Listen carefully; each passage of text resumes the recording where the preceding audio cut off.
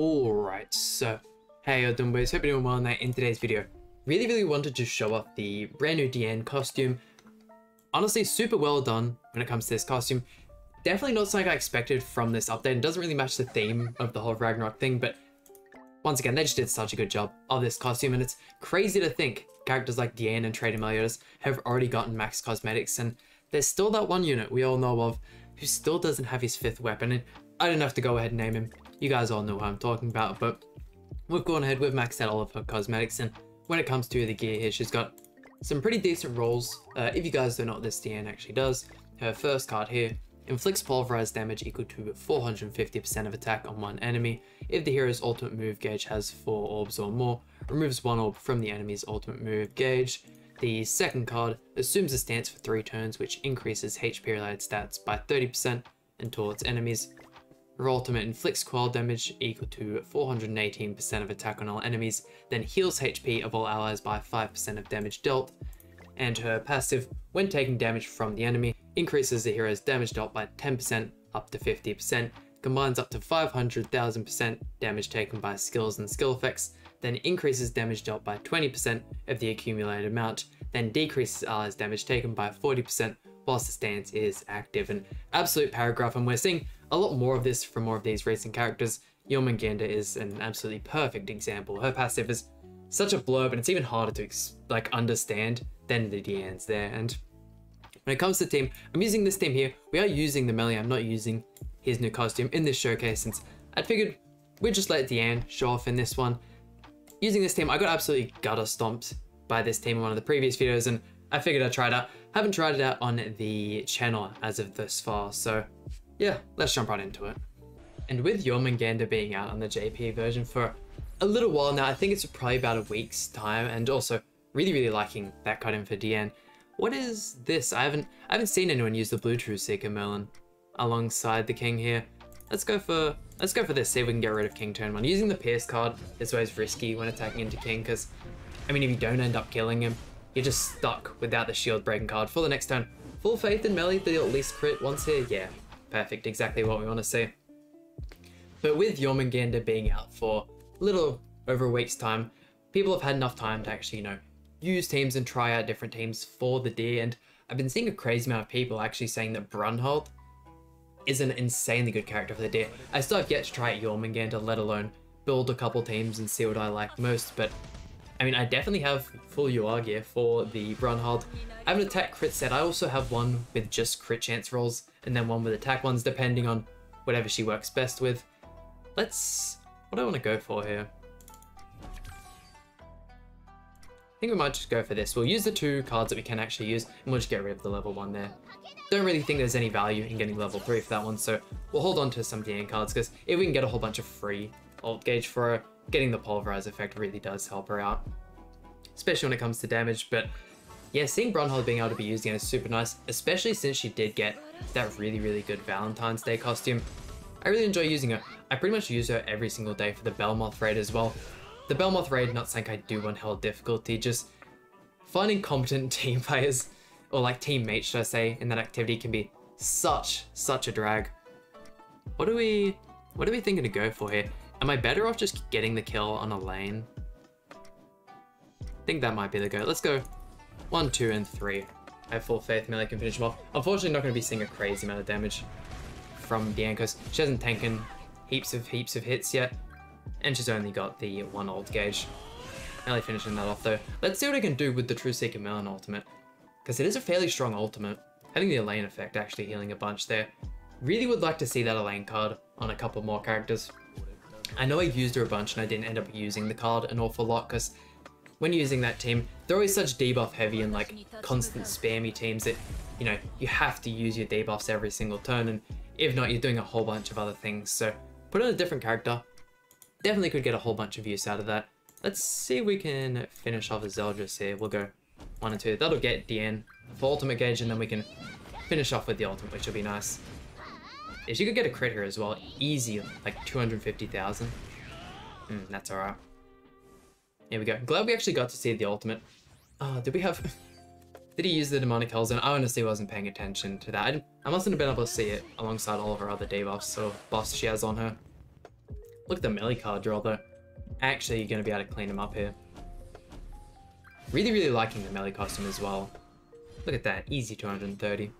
And whilst we're on the topic of the Deer raid, this DIANE was a character that when she released, I was really hoping she'd end up being the best kind of like red, or at least the best tank character for the demonic beast battle, since we'd been using the Halloween Matrona for so long.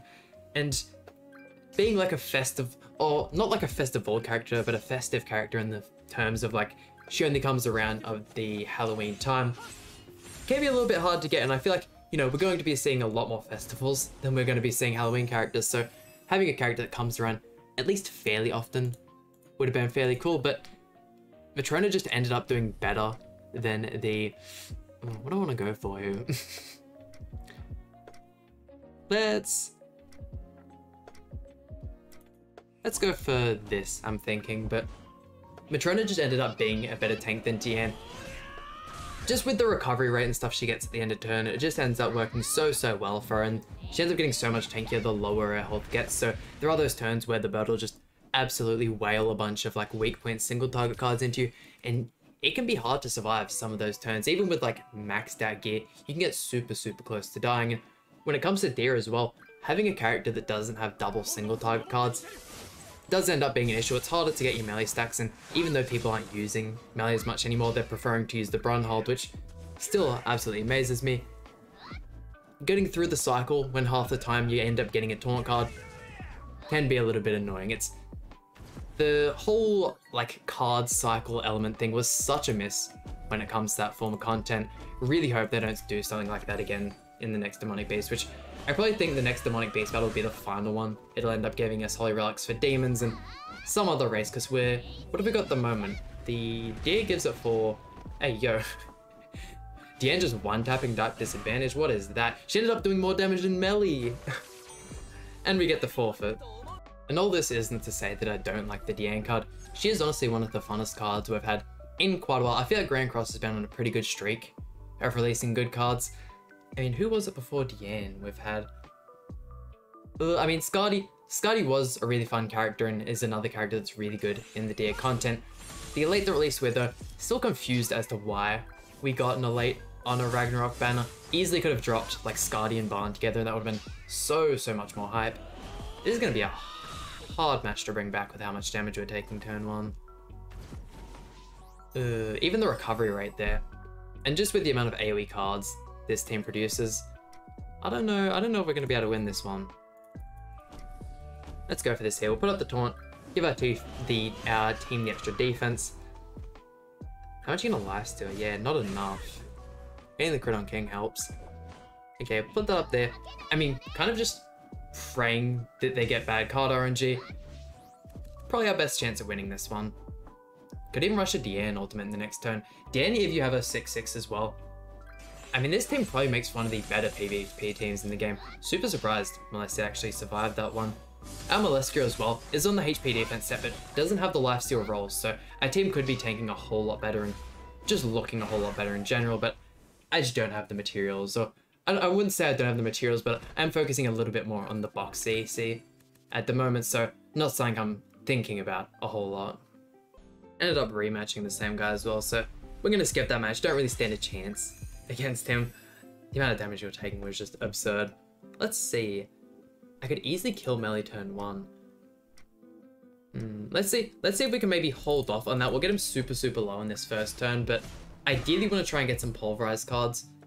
Have DIANE do as much damage as possible, and then try and show off the Quell ultimate, because yeah, at 6/6 can easily one-tap teams, but one of those characters where you really do need to have a 6/6 to be getting the full use out of it, because at 1/6, probably the most, or at least one of the most underwhelming ultimates in the game, and like, she's a festival character as well. Characters like King can put in absolute work with a 1/6 ultimate.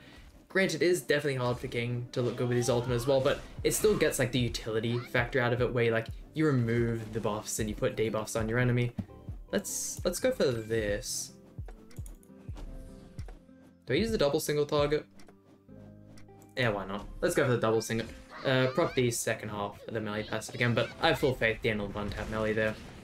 Nice 100,000, and then go for Escanor would be nice. Perfect.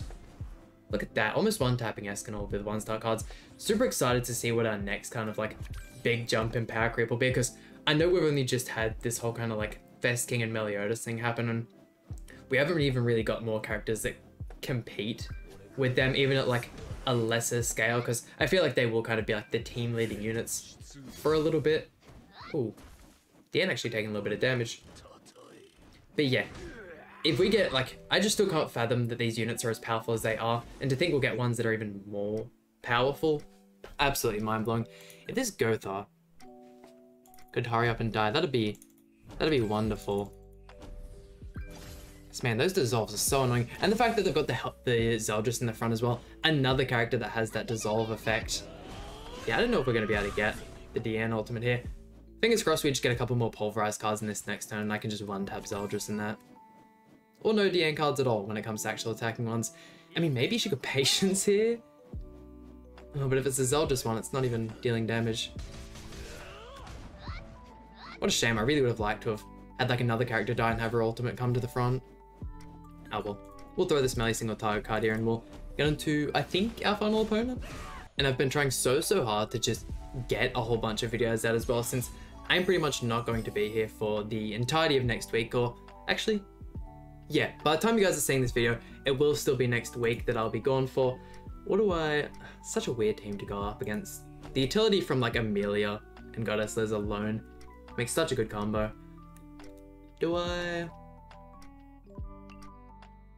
Yeah, why not? Let's try and just weaken Elizabeth as much as possible. But I'm going away pretty much Tuesday to Friday, and with all like the Easter holiday stuff happening as well, I'm going to be attending to other things. So really trying to just knock out as many videos as possible.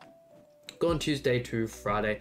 I have a special like training thing booked. I'm doing a training ship at the moment, and I have to go out into the city and spend a couple days doing some course. So all super fun things, of course. Get that out of the way. I'm back doing to like normal stuff, and like I'll be here being able to make videos for 2 weeks. Then I have to go back there for another week. So absolutely loving that.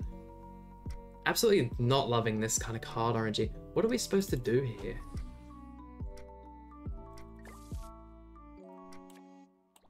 Yeah, I'm actually dumbfounded. I'm just gonna go for this just because it's gonna maximize my card draw. We're not gonna get the shield on DIANE because she's frozen. Definitely not gonna be able to break the shield either, but we didn't have a card to really merge it with. More useless Valentine's Day Molestia shields. Really don't know why they gave her the Goddess Liz shield. I mean, what other characters have good shield effects? Actually, what other characters even have shields when it comes to null ultimates? Because like, King has 1/3's passive, Merlin has one, or at least the Lolly Merlin has one through her ultimate. Dodosia has 1/3's ultimate. Do any other characters have shield effects? Also, really praying that Amelie can double wipe Elizabeth here. Actually, him, oh no. Okay, this should still kill, but I'm still super disappointed that I actually fell for the Amelia passive there and attacked into her twice. Ugh, I didn't even think about that. I was too busy rambling. That's alright though. We've got the taunt up, as long as he doesn't have like a crazy amount of freezes. Even then, killing Lolly Merlin, if DIANE's frozen at all, is gonna be a problem. Even if she lifesteals quite a bit, is gonna be a problem. Oh, are you for real? And this is why this team is so difficult. I actually have a friend of mine who recently started getting back into the game, and he was a character, he was a player, sorry, that played during the ReZero collab, and he's like, I just use Goddess Liz and Amelia together, and it still just beats so many of like the more recent teams. I'm like, yeah, Dissolve and Freeze is just actually ridiculous what it's capable, and along with the fact you have the Revive, and don't get me wrong, he doesn't have a 6/6 Goddess Liz, but even just like 3/6 and above Goddess Liz Reflect can do some crazy damage. Gets to the point where it's 6/6 and you literally just have to remove the buff or wait the turns. It's actually devastating when the Elizabeth gets her ultimate off. Amelia getting their ultimate off as well here, the secret technique. Ain't no way did we actually just lose to a Lolly team. I'll accept it at this point. It's still a really viable team. There we go, and that just about does it for today's upload. 100% going to be seeing the new Meliodas costume in tomorrow's upload. Still have no idea what team I'm going to use for that video. We've honestly used so many teams, especially when it comes to Trader Meliodas, that probably gonna struggle for that one. Might actually just see if I can find a team that I really I've ended up enjoying, or even just one that's not seen a crazy amount, just to spice it up a little bit. But yeah, that just about does it for today's video. Hope you guys enjoyed. Please hit the like button, subscribe, really means a lot to me, and I'll see you guys for some more Grand Cross content.